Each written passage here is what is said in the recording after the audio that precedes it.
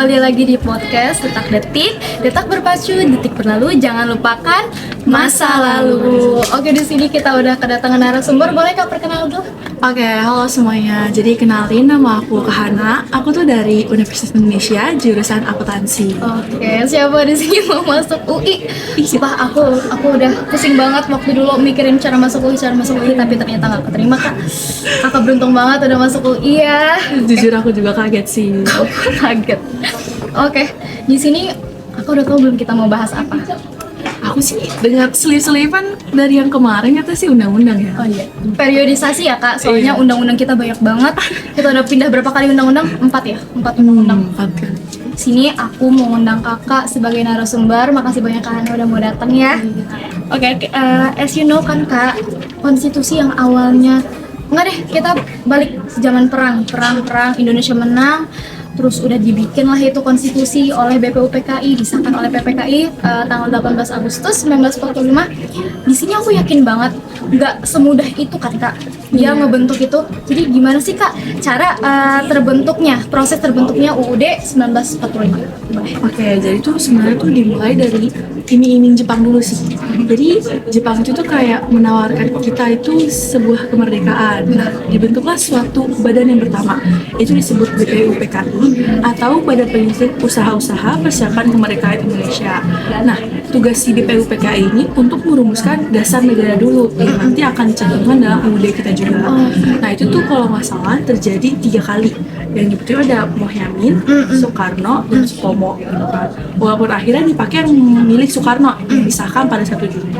Nah, setelah BPUPKI ini tuh selesai, terus dibubarkan, awalnya masyarakat Indonesia tuh mulai memperjuangkan sendiri lagi gitu kan. Tapi ternyata Jepang itu agak terdesak oleh itu, sehingga Jepang tuh perlu nih kepercayaan dari rakyat kita lagi. Jadi dia menjanjikan lagi dengan mengatakan akan dibentukkan sebuah panitia yang bernama PPKI gitu kan. Nah, di PPKI inilah baru si UUD ini disahkan. Setelah UUD disahkan, PPKI dibubarkan gitu sih. PPKI-nya juga bubar Kak? Iya, PPKI-nya dibubar. Jadi setelah beberapa PPKI itu melakukan 3 sidang. Disahkan UUD 45 itu tuh di sidang pertama. Nah, di sidang kedua, ketiga itu membahas hal lain. Setelah 3 sidang itu selesai, akhirnya PPKI dibubarkan karena dianggap tugasnya udah selesai. Bener-bener orang udah merdeka ya guys, Iya, ngapain lagi. Nah, ini UUD 45 dia juga nggak bertahan lama ya Kak, soalnya kita langsung pindah ke undang-undang baru seperti yang Kakak tahu, Undang-Undang Republik Indonesia Serikat atau RIS. Nah, sebenarnya aku bingung ya, ini kan yang awalnya kita negara kesatuan, terus tiba-tiba datang si Belanda ini, terus kita tiba-tiba berubah menjadi negara serikat ya teman-teman, dengan melakukan perjanjian-perjanjian yang panjang, Renville, Linggarjati, adanya agresi, terus Romroen, konferensi. Nah, itu aku bingung, apakah masyarakat itu benar-benar menerima Kak? Sebenarnya itu sih yang jadi masalah. Kenapa waktu awal mereka tuh kita dianggap masih lemah gitu kan?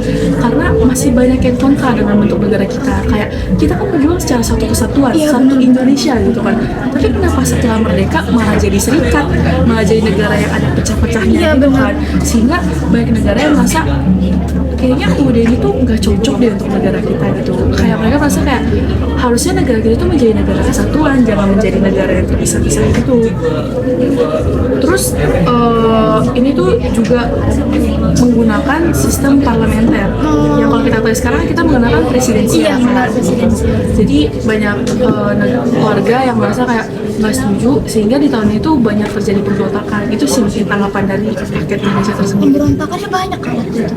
Setahu aku sih agak banyak ya, kayak pemberontakan yang ada itu biasanya karena yang tadi aku bilang tadi, yang merasa bahwa seharusnya Indonesia tuh menjadi satu kesatuan aja gitu. Apalagi serikat ini kan masih berbau-bau Belanda kan. Jadi mereka merasa kayak kok kita udah merdeka tapi masih dicampur tangan Belanda sih.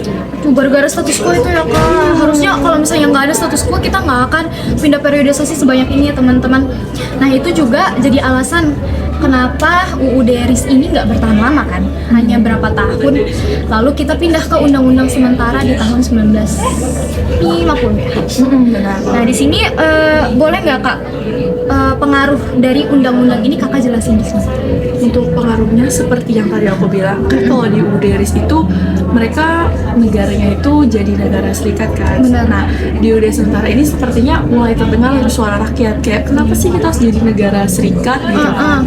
Akhirnya di UUD sementara ini diubah tuh negara serikat menjadi negara kesatuan, tapi masih menggunakan sistem parlementer. Nah, tapi sistem parlementer ini tuh membuat ketidakstabilan politik gitu kan, karena kayak ada perselisihan gitu antar parlemennya. Siapakah yang berselisih, Kak? Antara partai-partai politik dan juga kayak para menteri-menterinya. Menterinya, oh iya benar-benar. Itu kan waktu itu Indonesia nggak stabil banget, udahlah direcokin sama Belanda ya. Terus ekonominya belum stabil karena habis perang-perang itu. Oke, terus habis itu kita pindah lagi ke undang-undang terakhir yang dipakai sama sekarang ya, Undang-Undang 1945. Nah di situ sebenarnya pasti kan tiap perubahan undang-undang itu ada pengaruh lagi kan Kak. Nah di sini tuh sebenarnya yang membedakan atau pengaruh yang benar-benar signifikan dari Undang-Undang Dasar sementara ke Undang-Undang 45 tuh. Ya sebenarnya ini agak unik juga ya, kayak kita udah beberapa kali perubahan tapi akhir-akhirnya kita balik ke lagi. Iya benar-benar. Katanya pemenangnya masa lalunya. Aduh, apa tuh?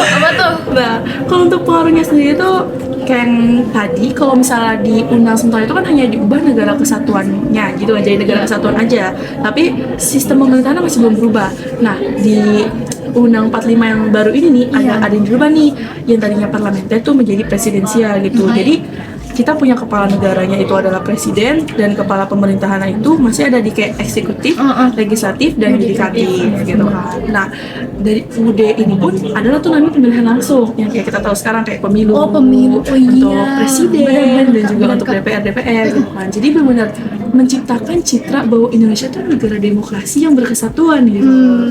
Dan ini tanpa campur tangan manapun ya Kak. Iya, udah benar kayak Udah Indonesia Indonesia gitu. banget. Terus seperti yang aku bilang tadi, kayak ada presiden, ada juga tuh yang legislatif, eksekutif, dan yudikatif gitu kan. Jadi dengan ada UUD yang 45 itu pembagian kekuasaan tuh jadi lebih jelas. Untuk aturan-aturan itu ada legislatif, pelaksananya ada eksekutif, dan untuk hukum-hukum yang menentukannya itu ada yudikatif gitu. Jadi sistem pemerintahan Indonesia itu lebih tertata dan terstruktur gitu kan. Nah, di UUD 45 ini pun juga mulai menekankan HAM atau hak asasi manusia gitu kan. Jadi di sini kita tekankan bahwa harusnya tuh rakyatnya tuh mendapat kesetaraan gitu kan. Jangan sampai terjadi kericuhan-kericuhan atau kayak kestabilan politiknya tuh kayak pecah lagi gitu kayak di undang-undang sebelumnya. Soalnya banyak banget pro dan kontra dari undang-undang RIS lah. Terus di UUDS itu juga sempat dikeluarkan dekret presiden ya untuk membubarkan Badan Konstituante. Tapi ujung-ujungnya alhamdulillahnya Indonesia menjadi negara kesatuan lagi, tidak lagi menjadi negara yang federal, serikat, sampai sekarang meskipun per orde baru, orde lama, reformasi itu banyak banget ya permasalahan-permasalahannya. Oke, makasih Kak Hana udah datang ke podcast Detak Detik.